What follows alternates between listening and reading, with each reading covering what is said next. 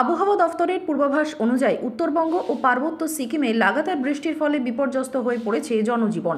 টানা বৃষ্টির জেরে ধস নামল বাংলা সিকিম সংযোগকারী 10 নম্বর জাতীয় সড়কে। শুক্রবার সকাল 29 মাইল ও লিকুটি এলাকার মধ্যে এই গুরুত্বপূর্ণ সড়কে ধস নামায় বন্ধ হয়ে যায় যান চলাচল। সূত্রের খবর, বৃহস্পতিবার রাত থেকেই পাহাড়ে একটানা বৃষ্টি শুরু হয় আর তার জেরেই শুক্রবার সকালে ধস নামে। খবর পেয়ে দ্রুত ঘটনাস্থলে পৌঁছয় প্রশাসন এবং বিপর্যয় মোকাবিলা বাহিনী। ধস সরানোর কাজ শুরু হয়েছে, তবে এখনও সড়কে বড় বড় পাথর গড়িয়ে পড়ছে, ফলে তৎপর রয়েছে পুলিশ এবং স্থানীয় প্রশাসন। পরিস্থিতি পুরোপুরি নিয়ন্ত্রণে না আসা পর্যন্ত বন্ধ রাখা হবে যানবাহন চলাচল। অন্যদিকে টানা বৃষ্টির ফলে ফের ভয়ঙ্কর রূপ নিচ্ছে তিস্তা নদী। মাত্র 2 বছর আগে এই নদীর ধ্বংসাত্মক রূপ প্রত্যক্ষ করেছিল গোটা দেশ। এবার সেই স্মৃতি উস্কে দিচ্ছে নতুন করে জলের চাপ। সমতলের একাধিক নদীতেও জলস্তর বাড়তে শুরু করেছে।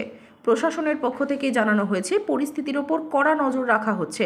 তবে টানা বৃষ্টি চলতে থাকলে ফের নতুন করে ধসের আশঙ্কা থেকেই যাচ্ছে। সতর্ক রয়েছে প্রশাসন এবং উদ্ধারকারী দল।